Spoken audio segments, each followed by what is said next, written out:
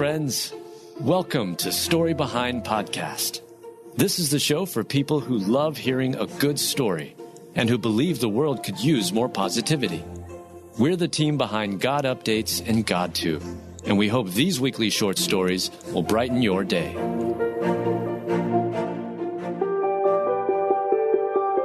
TV host Julie Chen Moonves drew closer to Jesus after her husband's scandal.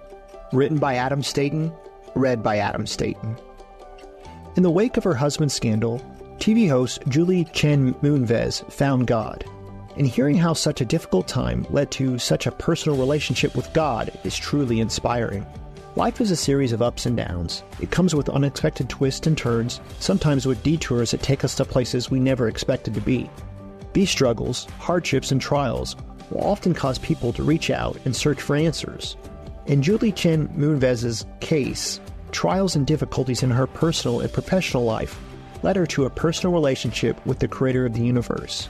Julie's husband, the former head of CBS, Les Moonves, was accused of sexual misconduct by several women. In a clip posted on YouTube, Julie talks about herself before and after finding God.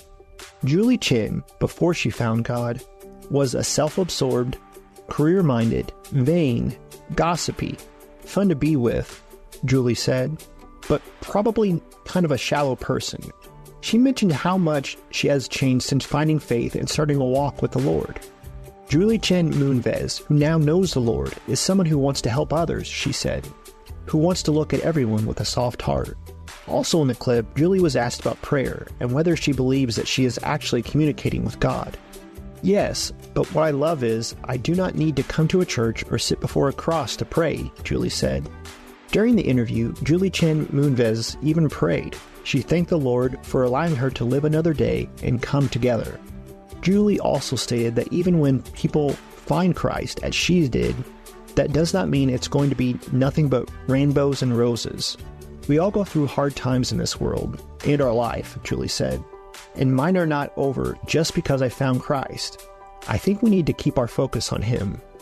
1 John 1:9. If we say openly that we have done wrong, He is upright and true to His word, giving us forgiveness of sins and making us clean from all evil.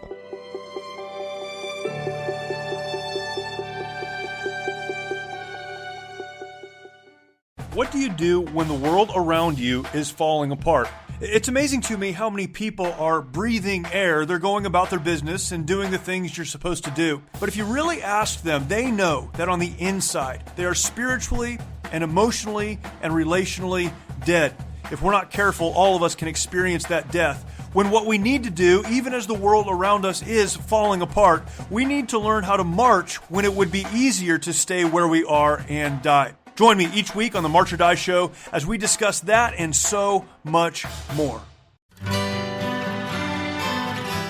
The Historical Jesus Podcast is the sweeping saga of the life and times of Galilean Jesus of Nazareth, as well as the faith, religion, and church founded to honor and disseminate his acts and teachings.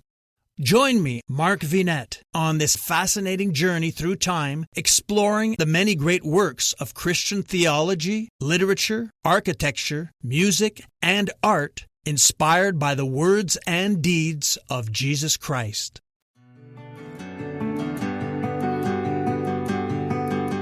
Folks hear a baby animal barking, but call for help as they realize it's not actually a dog. Written by Adam Staten, read by Adam Staten. Several people came to the aid of a wild animal, a muntjac deer, who was signaling its desperate need for help by barking like a dog. Everyone, whether they'd like to admit it or not, needs help. Someone may be struggling financially, physically, emotionally, or spiritually, but be too afraid or proud to ask for help. Animals, as it turns out, also need help from time to time. Instead of letting pride get in the way, as humans do, animals sound the alarm when in trouble. One member of the wildlife community, a muntjac deer in Thailand, was not shy when it came to letting those around it know that it was frightened and needed help, according to the dodo. The outlet reports that the baby deer was spotted running around near a pack of dogs by several people in a village in the Asian country. However, the animal was not playing with the canines. Instead, it started barking, signaling that the dogs were not playmates, but were instead predators. The tiny animal, who was only a few days old at the time, was all alone and was in desperate need of help. Those who spotted the distressed animal reached out to the Wildlife Friends Foundation Thailand. The dodo reports that several people from the WFFT rushed to the scene. After a few days, they were able to successfully catch the deer, who had since been named Chow Lao. Chow Lao was transported to a nearby wildlife hospital, where it started receiving medical assistance. The tiny creature is still receiving medical care, but it's building its strength as it enjoys daily walks at the animal hospital. In a social media post, the WFFT states that it had not been for the villagers' concern, the deer wouldn't have survived. He was being chased by street dogs, and likely would have not survived much longer without veterinary care, the post read. All need a helping hand now and then. In the case of the baby deer, the assistance it received was likely the difference between life and death. An upright man has thought for the life of his beast, but the hearts of evildoers are cruel. Proverbs 12:10.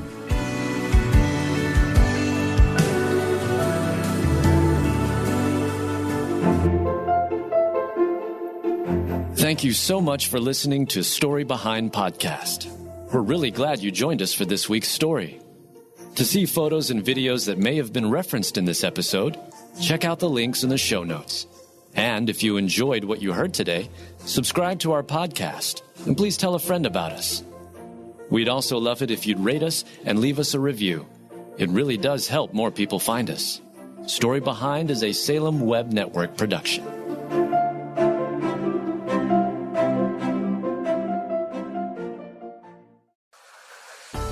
Threads of Faith.